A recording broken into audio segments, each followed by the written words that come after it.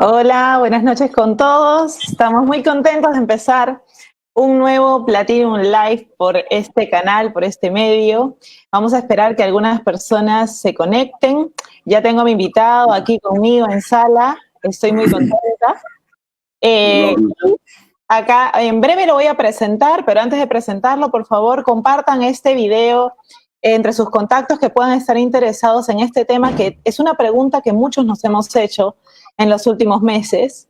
Y ahora que estamos entrando un nuevo año, aún estamos próximos a vivir elecciones 2021 aquí en Perú, es importante tener estas preguntas aclaradas. Así que la persona que viene a continuación en unos minutos nos va a poder dar varias luces y varios puntos de vista que hay que tener en cuenta como personas que ahorramos y sobre todo como inversionistas. Así que veo que ya hay varios conectados, estoy atenta a las preguntas. Por favor, si hay alguna pregunta la pueden dejar en los comentarios del Facebook. Sé que estamos haciendo nuestro primer lanzamiento simultáneo en Instagram Live, así que también se pueden conectar en Platinum Capital Perú en Instagram. Acá veo que hay varios conectados. Buenas noches con todos. Voy saludando. Ajá, acá tenemos a Luis Jiménez. Después de tantos años, Luis, saludos. A Raúl Arroyo, Pablo Ladrón de Guevara, Betty Zúñiga, Marisela Rivadeneira. Ya se están conectando las personas, así que en breve empezamos. Me presento primero con ustedes y voy a presentar a mi invitado. Y bueno, quiero que sepan que yo soy Claudia Macedo, soy gerente general de Platinum Capital, somos asesores de inversiones y todas las semanas de este año estamos contribuyendo y ayudando a las personas con educación financiera, precisamente porque es algo que no aprendemos en el colegio, en la universidad o en casa y normalmente lo aprendemos en el día a día. Así que en este espacio vamos a nutrirnos todos para poder seguir creciendo y manejando inteligentemente nuestro dinero, nuestros ahorros e inversiones. Así que sin más preámbulo voy a presentar a la persona que me acompaña esta noche. Él es una persona que de formación es ingeniero de la Universidad Pacífico. Él es una persona que ha tenido experiencia de trabajo a nivel internacional. Hoy por hoy tiene un cargo en una empresa con la cual yo tengo una sociedad estratégica que es Capital. Él es el gerente comercial y a su vez es el cofundador. ¿Sí? Entonces, quiero presentar a Eduardo Galvez. Gracias, Eduardo, por aceptar la invitación. Quiero saber cómo te sientes, Eduardo, en este en vivo. Hay varios conectados, varias personas que ya te conocen de nombre, ya te han visto por ahí. ¿Cómo estás? Bien, Claudia, gracias por la invitación. Siempre un placer poder poner un granito de arena en el tema de educación financiera, ¿no? Específicamente en el tema de inversiones ahora. Y bueno, nada, esperando las preguntas que has recolectado en la semana, ¿no? Que me comentaste de toda tu comunidad. Así es. Que, nada, ojalá que les pase bien.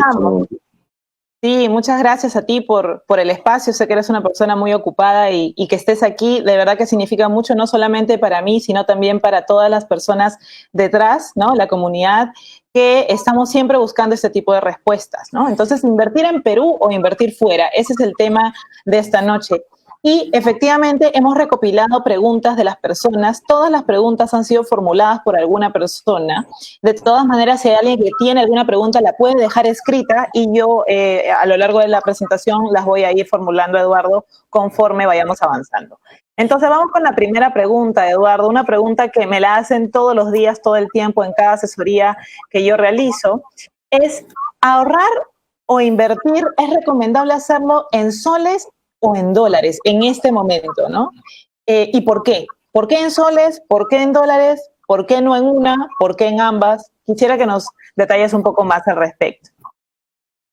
Ya, a ver, la respuesta en verdad es en ambas, ¿ya? Primero porque estamos en Perú y obviamente nuestros ingresos van a ser en soles, la gran mayoría van a ser en soles, pero, y obviamente nuestros gastos son en soles, pero también el Perú es una economía bimonetaria, ¿no? Tenemos esa ventaja, o sea, nos aceptan los dólares, hay préstamos en dólares y puedes comprar cosas en dólares, carros, inmuebles, terrenos, viajes, ¿no? Pagas en dólares, hasta hoteles también. pero también obviamente gastos hormiga, más gastos del día a día son en soles. Entonces, yo creo que para definir, o sea, para ser prácticos hay que tener las dos monedas, ¿no? O sea, ahorrar en las dos monedas y obviamente ir calibrando el porcentaje de cada una en base a cómo está la situación en un determinado momento. Uh-huh. Entonces, hoy en día, de hecho, todo lo que ha ocurrido este año con el tema del COVID y obviamente ya siendo más específico en nuestro país, ¿no? Todo lo que se ha dado a raíz del COVID y también gracias a temas políticos, ¿no? Obviamente se ha complicado el tema para Perú, ¿no? Esto se ha visto reflejado en la moneda. Las monedas siempre van a reflejar el bienestar de la economía del país al que representan. Entonces, obviamente, todo el mundo ha visto a su moneda depreciarse frente al dólar este año por el tema del COVID, porque el dólar es un activo de refugio, ¿no? Es la moneda más fuerte del mundo, porque Estados Unidos es la economía más fuerte del mundo, es la más grande. Entonces, cuando hay este tema de volatilidad, incertidumbre, pandemia, recesión, lo que normalmente hacen las personas y los grandes fondos de inversión, los institucionales, es venden sus inversiones y se van a cash. Cuando te vas a cash, te vas a dólares, ¿no? Entonces, esto ya de por sí genera que el dólar se aprecie más frente a todas las monedas. Entonces, por eso es que hemos visto al dólar teniendo un rally fuerte este año, ¿no? Frente a todas las monedas, pero en Perú específicamente y en otros países también en América Latina ha sido una diferencia mayor, ¿no? Y hablando específicamente de nosotros es por el tema político, ¿no? Que de hecho nos está golpeando bastante en estos últimos meses, ¿no? El mes de noviembre hemos llegado a 3.66, 3.67, que no habíamos llegado en 20 años. Y eso es porque te juntas las dos variables, ¿no? El tema de recesión mundial, golpe económico por el tema del COVID, por la pandemia, pero también la incertidumbre que te genera el tema político local. Entonces, el hecho, en verdad ya desde inicios del año pasado veíamos cómo esto ya se iba empeorando porque el Congreso y el Ejecutivo no se ponían de acuerdo, se trataron de vacar mutuamente, al final el Ejecutivo vaca al primer Congreso, entra al segundo Congreso, obviamente peor de lo que se esperaba, peor que el primero, creo yo también, y acá empieza más polémica todavía, ¿no? Más incertidumbre, y obviamente cuando no hay nada estable, cuando las cosas van cambiando, obviamente las personas, los inversionistas, los institucionales, lo que hacen es huyen de ese riesgo porque la incertidumbre está aumentando. Entonces, lo que ha ido pasando es que sí hemos ido perdiendo inversionistas en el Perú, por lógicamente la coyuntura actual, y eso obviamente ha devaluado más la moneda, ¿no? Ahora, no quiere decir que el Perú esté hundido, el hoyo no, para nada. De hecho, el Perú está bastante bien en comparación a otros países de la región. La semana pasada hubo una emisión de bonos de soberanos, ¿no?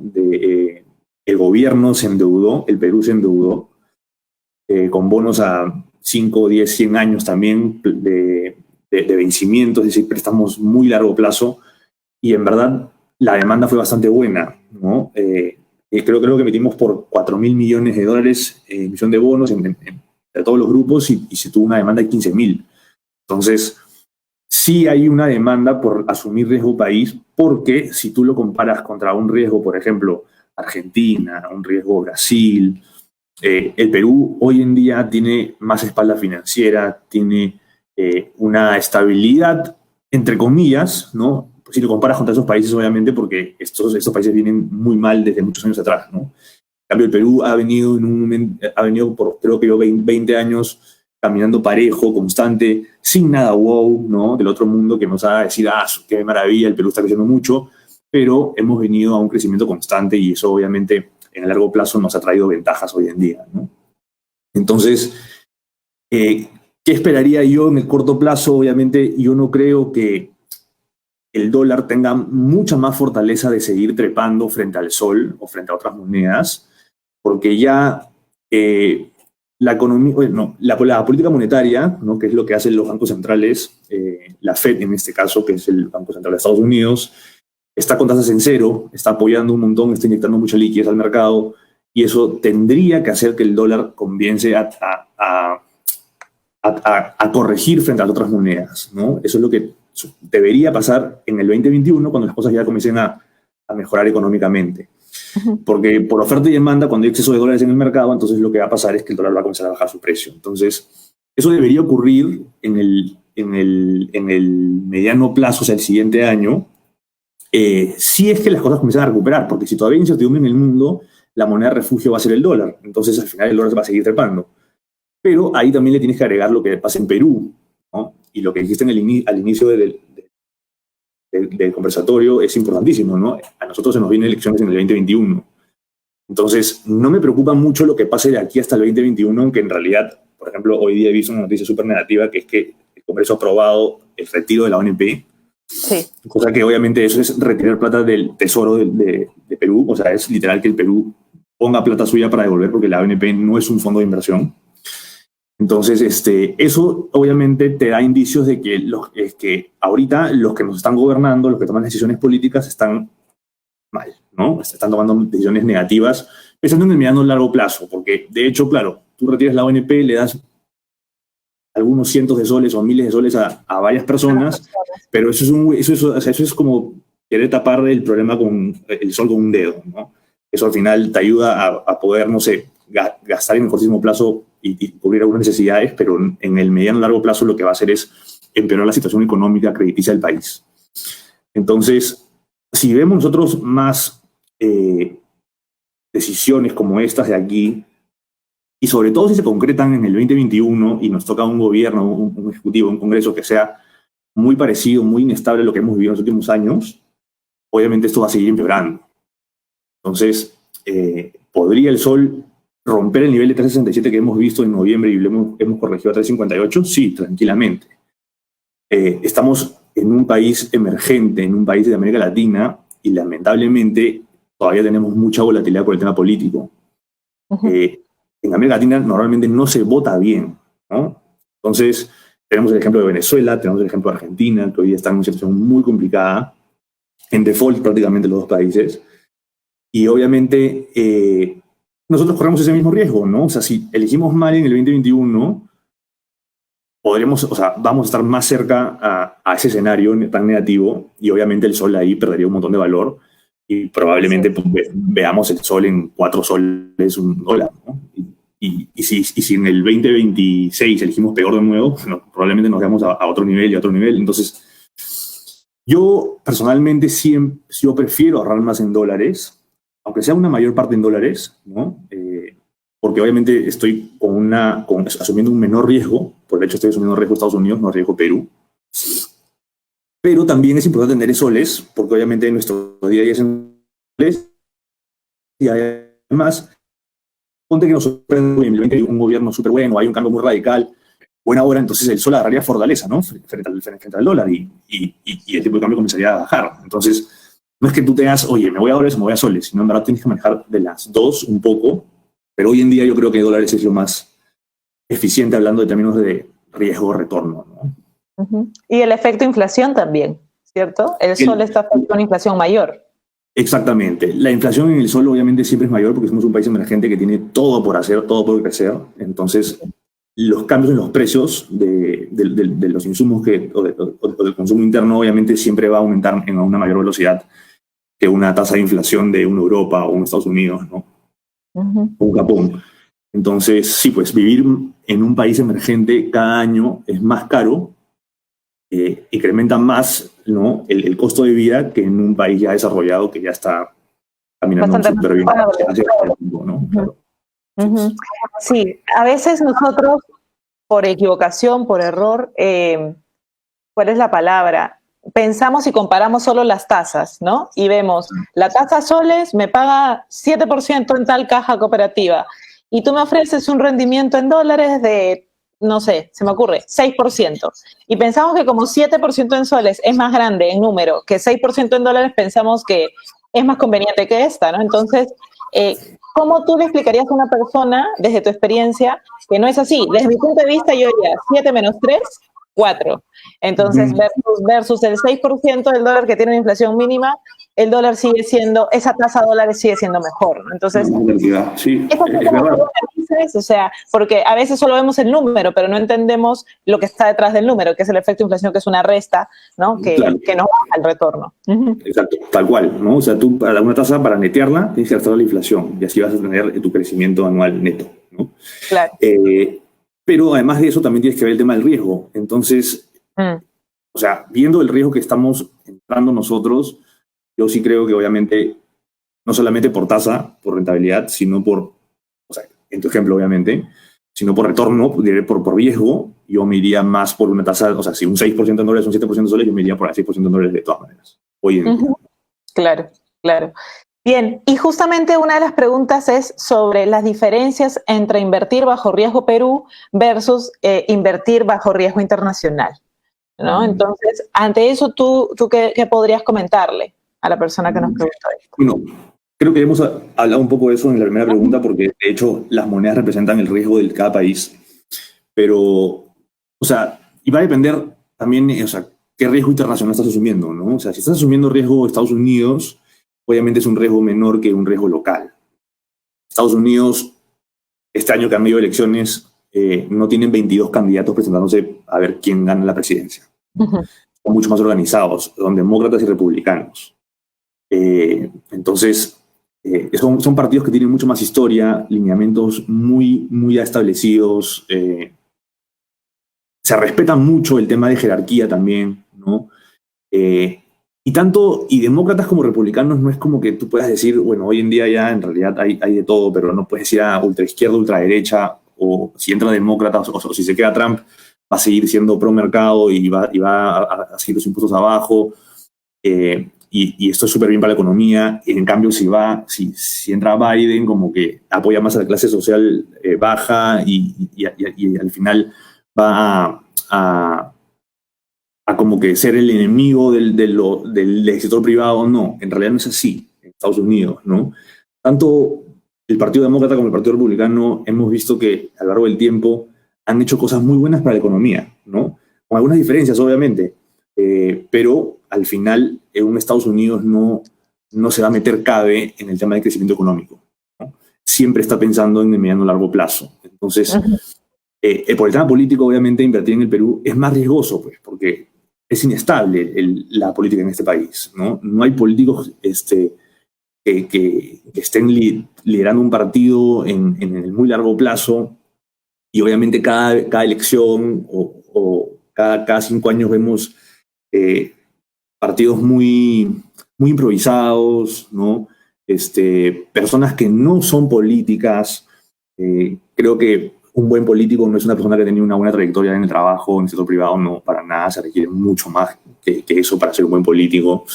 Entonces, el riesgo político en el Perú obviamente es mucho mayor que un Estados Unidos, que un Reino Unido, que un Japón, hasta que un mismo China, ¿no? Que es medio de una dictadura, pero le funciona muy bien a China, ¿no? Es el único país que va a tener un crecimiento positivo este año, ¿no? Es el único país que va a crecer poquito, pero va a crecer en un 2020 que ha sido de recesión para todo el mundo, ¿no? Entonces, obviamente, por el lado político, estamos en desventaja frente a los mercados más desarrollados, y por el lado, en verdad, financiero, económico, no estamos tan mal. O sea, el Perú tiene las balas suficientes como para aguantar este tipo de situaciones tan negativas como las que hemos vivido este año, ¿no? Para que te hagas una idea nomás, creo que acá tengo un cuadro abierto.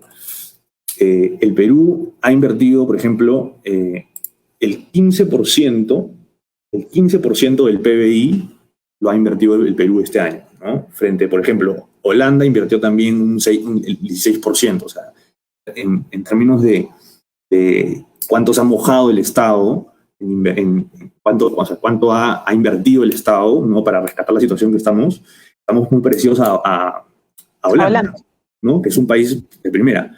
Y es más, estamos casi en el doble que Chile, ¿no? Chile ha metido el 8% solamente del PBI en temas de rescate fiscal. Brasil también, el 8%. Ahora, hay países que nos han sacado el ancho, como Francia, que ha metido el 33%, Alemania el 69%. ¿No? Obviamente tienen una espalda financiera mucho más grande, y por la estabilidad política que tienen, obviamente, al final siempre el mundo les va a dar plata a ellos para que sigan invirtiendo y sigan creciendo, ¿no? Confían más en ellos que nosotros, probablemente por historia, por trayectoria. El tema es que es cómo usas este dinero, ¿no? O sea, este porcentaje del PBI hay que saber usarlo. Por ejemplo, el gran aporte nuestro ha ido por el tema, por ejemplo, de Reactiva, ¿no? Que obviamente tiene algunas falencias, obviamente. Yo he conversado con muchos inversionistas que han pedido esto de aquí, pero en realidad no tienen en qué seguir invirtiendo en la compañía y están pensando en cómo utilizar este dinero para hacer otros beneficios, para ya no tanto en la compañía, sino personales. Entonces, obviamente ahí no ha habido un buen desempeño, un buen deployment de esa cantidad de dinero que hemos inyectado en la economía, ¿no? Más allá del tema de corrupción y el tema de malas decisiones, que obviamente es normal, es común aquí, ¿no? Es siempre lo mismo. Y bueno, el lado de política monetaria, nosotros sí tenemos un banquero central que es, creo que indiscutiblemente top, ¿no? Julio Velarde, que ha hecho un trabajo tremendamente bueno en los últimos años que él ha asumido, en realidad, que nadie lo saca. Muy buena reacción de él al inicio de la pandemia en abril. Creo que baja la tasa de 2.25 a 0.25 y obviamente esto es para fomentar el crédito, el gasto, la inversión. Entonces, eso sí nos hemos movido en línea bastante a lo que hacen los bancos centrales más top del mundo, ¿no? Sí. Entonces, obviamente el riesgo en general en Perú es mayor que economías desarrolladas como Alemania, Estados Unidos, Inglaterra, Japón, Holanda, pero en verdad estamos mejor que otros países como Argentina, como Brasil, te diría también. Bueno, Chile ha venido muy bien, hoy día tiene un tema social, político también bien complicado, pero aún así Chile está mucho más adelantado que nosotros, ¿no? Uh-huh.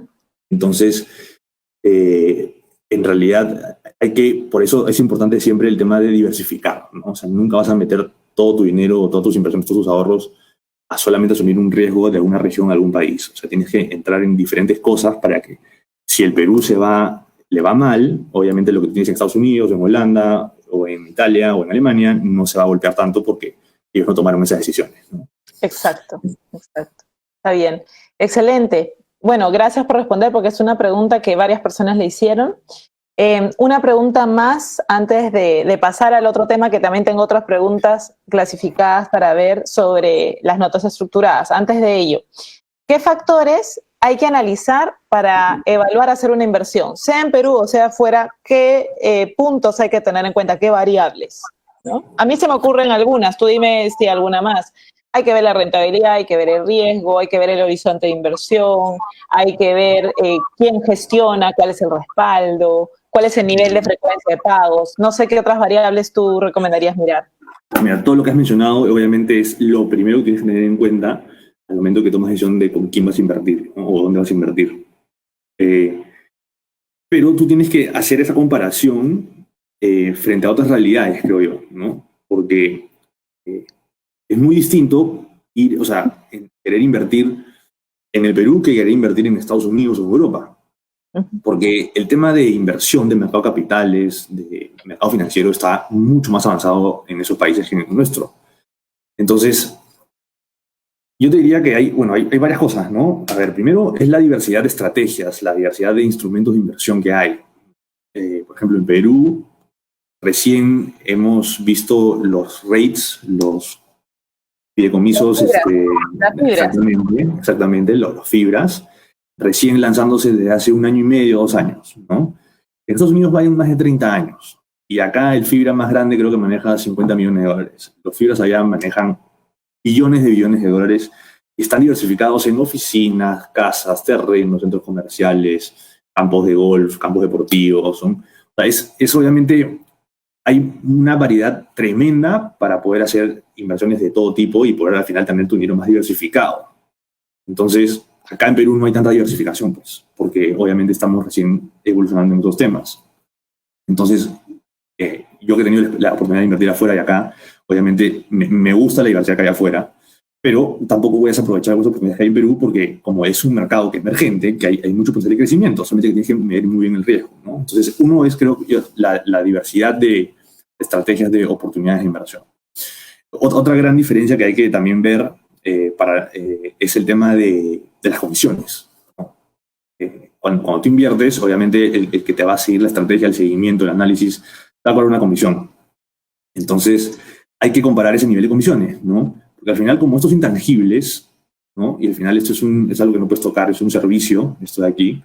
Tú tienes que tener súper claro el tema de comisiones para ver con qué compañía, con qué advisor tú estarías al final teniendo un retorno más interesante, porque si es una comisión muy alta, al final tu retorno va a verse muy castigado. Supongo que tú tienes un fondo de inversión en Perú que invierte en acciones de Estados Unidos y un fondo en Estados Unidos que invierte en acciones de Estados Unidos. Pero el Perú te cobra un 3% de comisión anual de administración y el de Estados Unidos te cobra 1%. Entonces, ¿por cuál te vas a ir? Por el de Estados Unidos, ¿no? Pero, ¿qué es lo que pasa? También tienes que tener un tema, el tema tributario. Entonces, esa es otra variable que tienes que tener ahí en cuenta. Claro. Donde, o sea, si tú inviertes aquí, ¿cuánto de impuestos estás pagando? ¿No? Entonces, eso es otra también cosa a tener en cuenta. Otra variable a tener en cuenta si uno está comparando inversiones Perú, inversiones fuera. Así es. Diversificación también, como te dije. El nivel de transparencia también. No mucha gente se da cuenta de esto aquí, creo, creo que falta un montón de temas de transparencia en las inversiones que se ofrecen en el país. No estábamos tan digitalizados, tan avanzados como están otras partes del mundo y creo que eso es algo muy importante hoy en día porque la tecnología cambia la vida de todos, cambia todos los sectores y la tecnología hoy día en países desarrollados sí está bien implementada y te da transparencia suficiente para que tú estés tranquilo y sepas dónde estás invirtiendo, cuáles son los que estás asumiendo, que tú puedas monitorearlo, ¿no? Constantemente y aprender más, informarte más. Entonces creo que el tema de transparencia también falta mucho que avanzar aquí, ¿no? Creo que los players más grandes del mercado peruano no son lo suficientemente transparentes con los clientes. Y obviamente ahí entra un poco el tema de tecnología, la transmisión de información, cómo esta viaja tan rápido y al final tienes compañías que recién están naciendo que están justamente atacando por esos lados que están desaprovechando los grandes players, ¿no? Entonces, el tema de transparencia también me parece súper importante. El nivel de servicio también, obviamente, es importantísimo, ¿no? La capacidad de respuesta, qué tan rápido se mueve el que te está ofreciendo la inversión, ¿no? Qué tan rápido identifica los riesgos, ¿no? Creo que más importante que tener una buena estrategia de inversión es tener los riesgos muy bien mapeados. Es una inversión. Porque si un riesgo te salta en algún momento, bueno, lo tenías mapeado, entonces puedes moverte y no vas a asumir ese riesgo que está cada vez mayor, ¿no?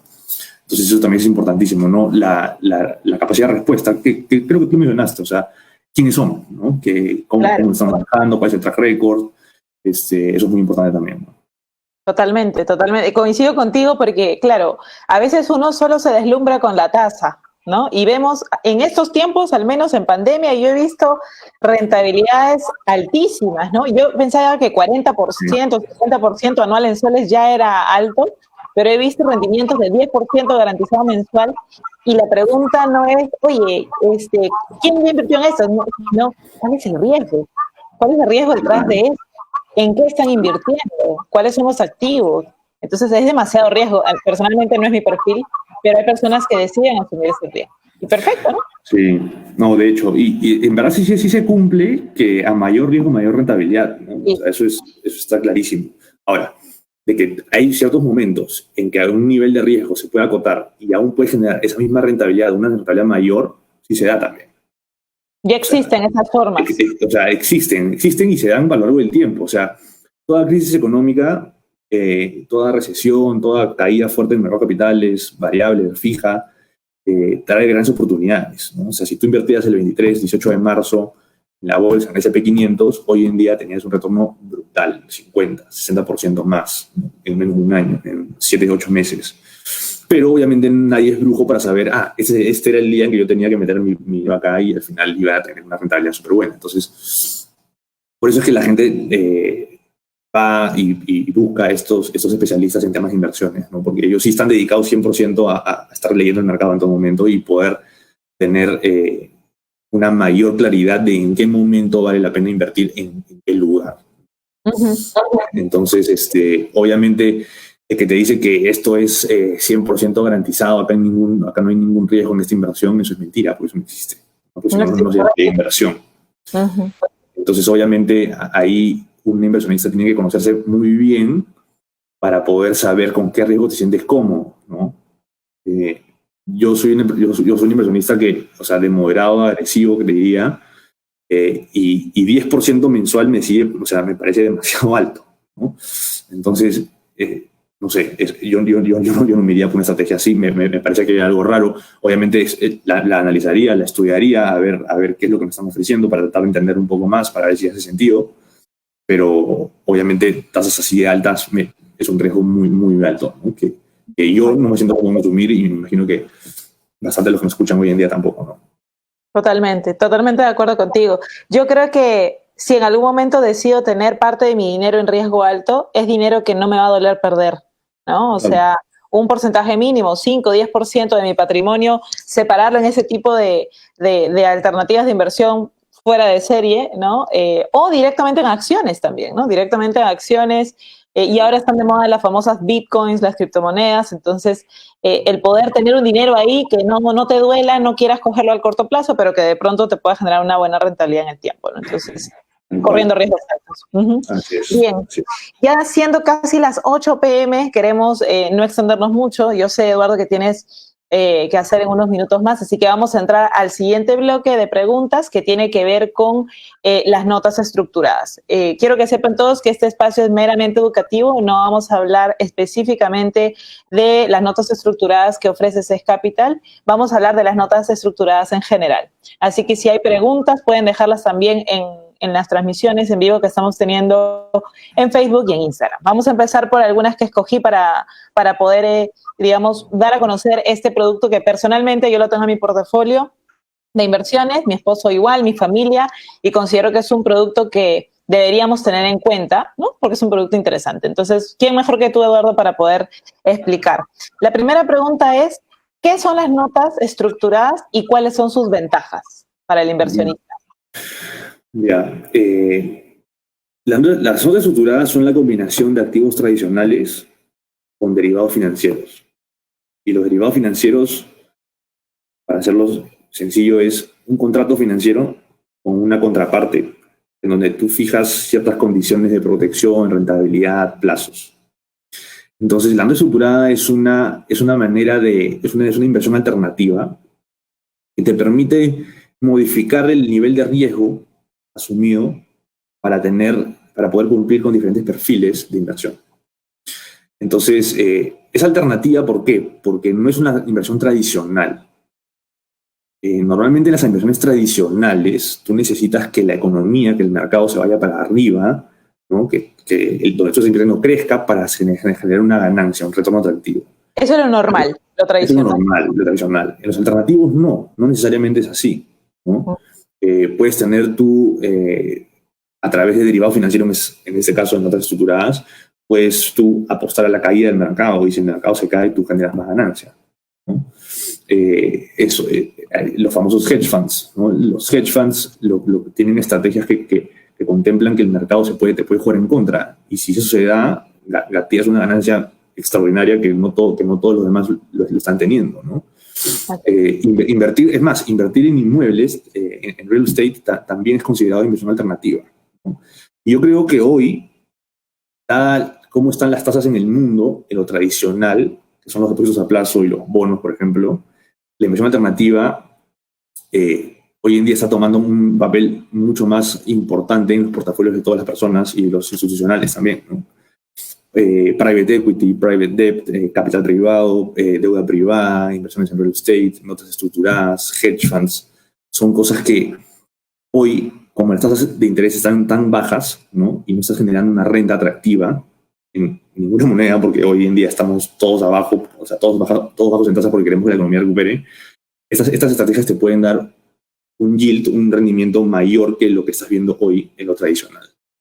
Uh-huh. Y además que algunas de estas contemplan que el mercado te puede jugar en contra y puede generar un mejor retorno. Entonces, o sea, no es que puedas meter todo tu dinero, no lo vas a hacer, no vas a meter todo tu dinero en notas estructuradas, pero creo que es una estrategia muy interesante para poder diversificar y poder vivir escenarios adversos de la mejor manera, no tener exposiciones tan fuertes. Así es. Entonces, eso no es estructurada. Claro, y aparte una de las ventajas que acabas de mencionar es justamente que no solamente ganas en momentos de alza o en momentos donde el mercado está ganando, sino ganas sea que el mercado suba o baje porque hay una protección a la caída, ¿no? Entonces es un producto que te genera una renta fija por lo general y bueno, sí me parece muy atractivo y gracias por la precisión que nos has dado, bastante ilustrativa. Otra pregunta que nos han hecho llegar a algunas personas es ¿cómo es posible invertir en notas de acciones y a su vez ganar renta fija? ¿No? O sea, ¿cómo eso es factible? Porque estamos acostumbrados a pensar que acciones es renta variable. Y renta variable es renta de alto riesgo. ¿Cómo es posible tener notas estructuradas de acciones que te paguen una renta fija mensual? Es que cuando tú mencionas que es una nota estructurada de acciones, o sea, tú estás diciendo que el subyacente de la nota estructurada son acciones, es renta variable, ¿no? Pero para armar notas estructuradas, tú combinas activos tradicionales con derivados financieros. Entonces, la parte en que puede generar una renta fija, el componente de la nota estructurada que genera la renta fija o el pago periódico, ¿no? Es el derivado financiero. Entonces, en notas de acciones, en Stock Link Notes, lo que normalmente se hace es se combina opciones. Las opciones son derivados financieros que te dan la posibilidad al comprador o al vendedor de poder ejecutar en algún momento de ese contrato, de ese derivado, una ganancia o una pérdida. Obviamente no vas a ejecutar cuando estás en pérdida, sino justamente cuando estás en ganancia. Entonces, estos derivados, la combinación de estos derivados permiten que el cliente tenga cierta protección en un determinado subyacente, no sé, digamos Netflix, ¿no? Y por el derivado, tú ya tienes un contrato financiero con una contraparte, que es importante que la contraparte en esta nota estructurada sea una entidad que sea grande, que sea reconocida, con una espalda financiera muy buena. Cuando te refieres a contratarte, para que lo entienda la audiencia, te refieres al banco que estructura y que protege la inversión, ¿no es cierto? Al banco de inversión que está detrás de. Exactamente, ¿no? En notas estructuradas tú siempre vas a tener una contraparte, que son normalmente bancos enormes, ¿no? Entonces, estos bancos de inversión están comprando y vendiendo opciones, tanto puts como calls, en todo el mundo, ¿no? Y lo que hacen es alivian el riesgo que ellos están asumiendo por ejemplo, al vender una put, siendo ellos que compran una put a un inversionista de notas estructuradas. Entonces, es así como tú en notas que tienen como subyacentes componentes de renta variable, tú generas un pago ya fijado, una rentabilidad fijada con la contraparte que tú tienes, ¿no? Entonces, es así como puedes generar flujos periódicos en tu cuenta. Pero todo va a depender también del nivel de riesgo que estás asumiendo. Si estás asumiendo un riesgo muy alto de volatilidad, probablemente esta renta fija que te ofrece la contraparte va a ser una rentabilidad muy alta, ¿no? Entonces, aquí en Perú la gente tiene, creo que está la idea equivocada de que si es renta fija es más seguro. Eso no necesariamente es verdad. La renta fija tiene más, o sea, se dice renta fija porque tú ya sabes que vas a tener una rentabilidad en un periodo X de tiempo. La renta variable tú no conoces esa rentabilidad. Hay estimados. Puede ser más, puede ser menos, exactamente. Proyectados. La renta fija también te puede dar pérdidas, no necesariamente te tiene que dar ganancias siempre. Eso es mentira. Entonces, es a través de los derivados financieros, a través de las opciones, de las puts y calls, como estas primas que van pagando los grandes fondos de inversión al banco para tener una protección a la caída de las acciones, el banco la va a transferir a inversionistas de notas estructuradas, ¿no? Y bueno, eso, la verdad que el año pasado y este año, con la volatilidad que ha habido en el mercado, porque el año pasado hemos tenido el tema de guerra comercial, Estados Unidos y China, poniéndose muy duro en el segundo trimestre, y este segundo trimestre ha sido el tema del COVID. Hemos visto en derivados financieros que se han utilizado más que nunca y se ha podido tener una ventaja tremenda de la volatilidad que hay en el mercado. Sí, es verdad. Y justamente, creo que ya lo respondiste, pero igual para recalcar una pregunta que le hicieron varias personas fue, ¿por qué es que las notas estructuradas generan ganancias a pesar de las caídas del mercado? Es decir, ante una caída súbita, ¿qué es lo que suele pasar, ¿no? La persona cobra hasta cierto punto, luego pierde los intereses o se les acumulan. Un poco, la gente no entiende cómo este tipo de producto funciona bien en las caídas, ¿no? En épocas como estas, ¿no? De crisis. O sea, en realidad tú puedes hacer notas estructuradas que tengan un enfoque más tradicional, ¿ah? O sea, que solamente ganen cuando el mercado sube. También puedes hacer ese tipo de cosas. Se puede hacer eso de ahí. Lo bonito de la estructurada es que tú puedes modificar un montón el instrumento y tener algo muy personalizado para un perfil de cliente. Entonces, si vamos a hablar de notas estructuradas que van a ganar cuando el mercado se cae, es porque el inversionista ha elegido justamente esa estrategia porque quiere ser un poco más cauto, ¿no? Quiere ser más cauteloso con el momento en que está invirtiendo. Entonces, hagamos un ejemplo. Yo, por ejemplo, no sé, yo uso Toyota. Me encanta Toyota. Y yo creo que, bueno, Toyota es la compañía más grande de carros en el mundo, entonces creo que va a seguir creciendo. Pero me da miedo también que vengan los carros eléctricos, ¿no? Que hoy en día están súper famosos. Y Toyota, de hecho, no es su fuerte carros eléctricos hoy en día, como lo es Tesla, NIO, otras compañías que están en ese nicho. Entonces, si a mí me da miedo de que los carros eléctricos van a poder comerse el mercado de los carros tradicionales en algún momento, entonces yo no me iría en una apuesta tan fuerte en Toyota, ¿no? Sino contemplaría que a Toyota sí le va a ir bien, porque obviamente para que los eléctricos superen a los carros a gasolina, pasa mucho tiempo, pero voy a ser cauteloso y voy a pedir a mi contraparte, a un banco internacional, que tenga una cierta protección en las caídas. Entonces, si yo tengo una estrategia con protecciones en las caídas, es porque estoy siendo más cauteloso y estoy poniéndome en un escenario negativo en que el mercado te puede jugar en contra. Entonces, si es que tú ya pactas desde el día 1 con el banco, con la contraparte, con el banco internacional, que la estrategia contempla esas caídas, entonces tú vas a generar una ganancia porque ya está en el contrato, ya está en el instrumento. Claro, es parte de las condiciones del producto de inversión.